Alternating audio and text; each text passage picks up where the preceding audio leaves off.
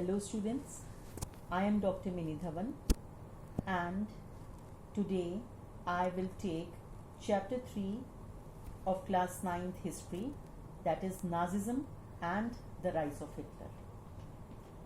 This chapter is actually the story of Germany between First World War and Second World War. Story of rise and fall of Hitler. The chapter tells us about children and women in Nazi Germany, schools and concentration camps, and it also tells us the facts related to Nazism, that how they denied various minorities right to live, their anti-Jewish feelings, battle against democracy and socialism. The chapter begins with the story of Helmut. The chapter begins with a story of a small boy. It's a 11-year small boy, and he was in his bed one day when he heard his father, who was a prominent physician in Germany. He was discussing with his wife that time has come to kill his entire family, or if he should commit suicide alone. Next day they went to woods and they enjoyed their time. Later, his father, he committed suicide, and this boy, he saw his father's uniform being burnt in the fireplace. He was so afraid that he refused to eat at home for around 9 years. He was afraid his mother might poison him. Why his father committed suicide?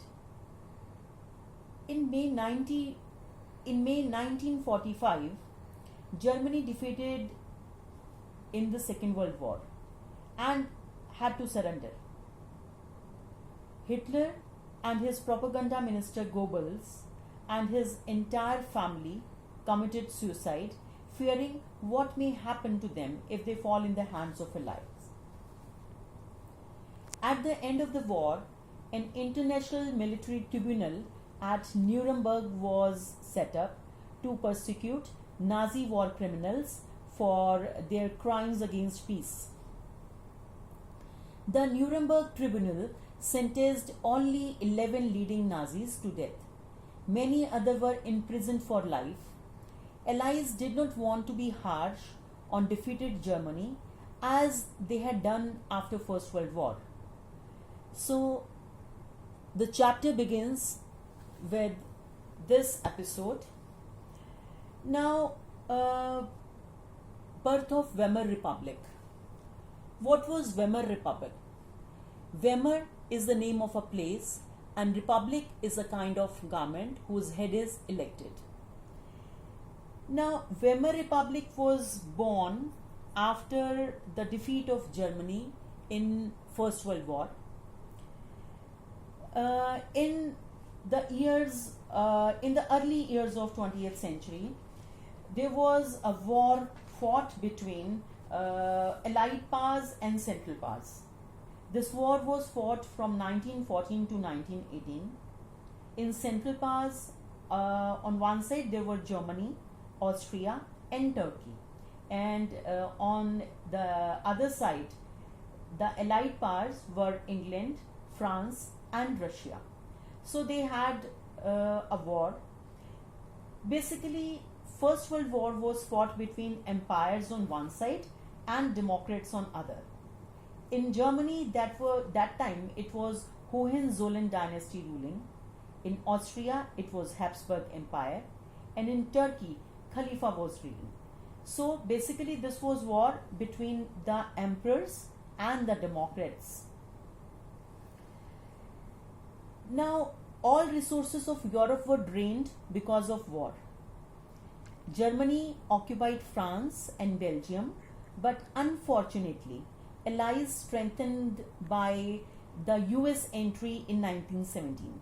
Now, 1917 was a time when Russia, it took exit from the war as Russian Revolution took place, and at that time, US entered in war. Germany and Central powers were defeated. After that, emperor was abdicated, means he gave up his power, And after that, a new republic, a new type of government, a democratic government was formed, which was named as Weimar Republic. Now, why this was called Weimar Republic? Because it was established at a place, the National Assembly met at a place which was called Weimar. And Republic, as I've already told you, the head of the government is elected. So this was a newly elected government which was formed there.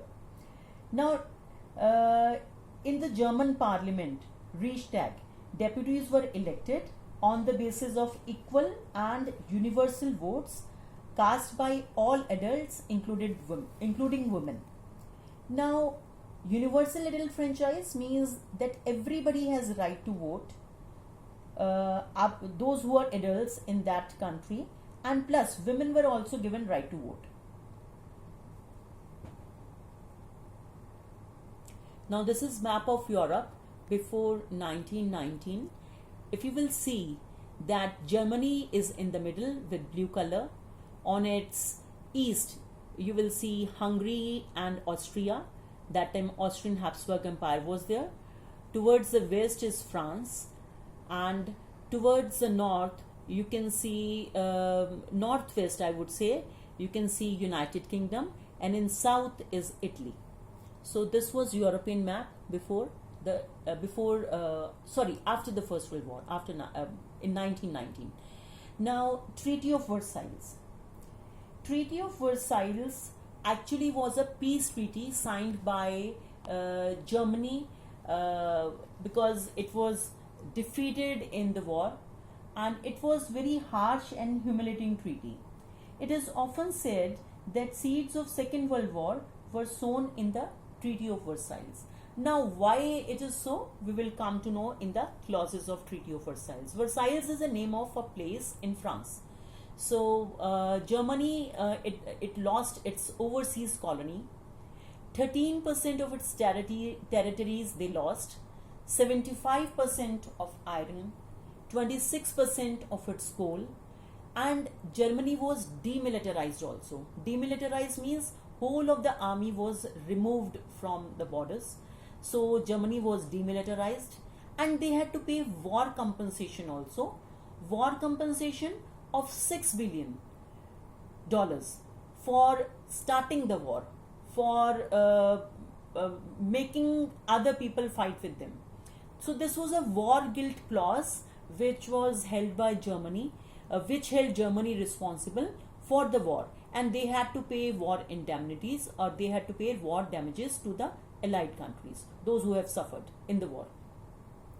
The allied armies, they occupied Rhineland in 1920s, and when these people, after signing the treaty, the representative of Weimar Republic, when they came back after signing the treaty, the Germans, they held them responsible.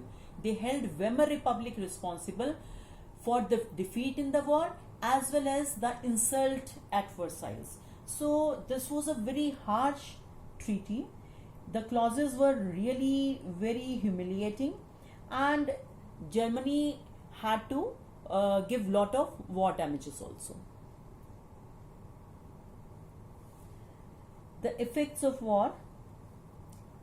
Whole Europe was devastated by the war, both psychologically and financially. Socialists, Catholics and Democrats, they supported the Weimar Republic, and when these people, when they came back after signing the treaty, they were mockingly called November criminals, because they lost war in November 1918. That is why they were called November criminals, because they signed the treaty after the war. Now, the First World War had a great impact on European society and politics. Soldiers were placed above civilians, although their life was miserable, but they were placed above civilians. And these soldiers, they had to face poisonous gases, enemy shelling, rats feeding on the corpses. So they used to face a very difficult situation. So their life used to be glorified. they were placed above civilians. अब democracy बहुत young और fragile थी इस time पे, और वो Europe की war conditions में सरवाइव नहीं कर पाई. So why fragile? Because it was a new government and it could not handle the situation in which they were at that point of time. Aggressive war propaganda was going on. National honor, it also became important, and Europe, it became debtor from creditor.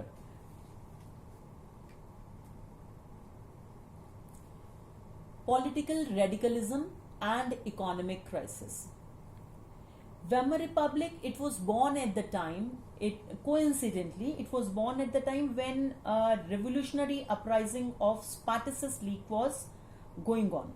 Now, what was this uprising, or what was this Spartacus League? Actually, there was a Bolshevik revolution in Russia in 1917. I have already told you that. And at the time of revolution, Russia exit from the war. And there they established communist government. And Russia, as you know, it is there in both the continents, Asia and Europe, and it's a very big country, and it is having a lot of influence on its neighboring countries. So here also we saw that when Russia became a communist country, the neighboring countries were also influenced, and a lot of communist parties were formed in neighboring countries. So here also Communist Party of Germany was formed, and Spartacus League, they were doing uprisings, they were rebelling, they were criticizing the government, and this government was an easy target. So political radicalization, it was on its height. Radicalization means extremism. It was on its height. Communist and socialist, they became enemies.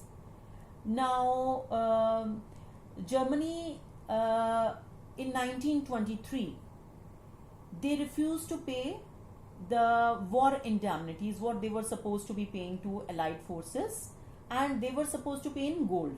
So as the gold reserves were depleting, so Germans, they refused to pay, and in turn what French people do, they occupied its leading industrial area, Ruhr, to claim their coal mines.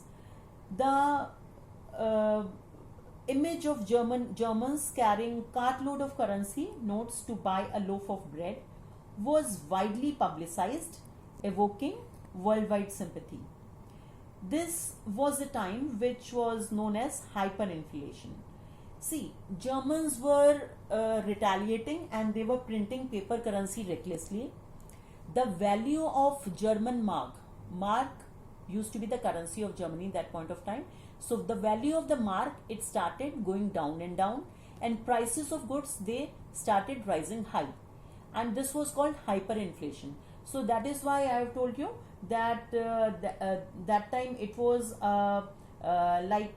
if they had to buy a loaf of bread, they had to take a cartload of currency notes with them, and this this thing was really very hard for Germans. So today we have learned about the First World War, how First World War began, and how it ended, and what was the basic reason that the war was fought. Now,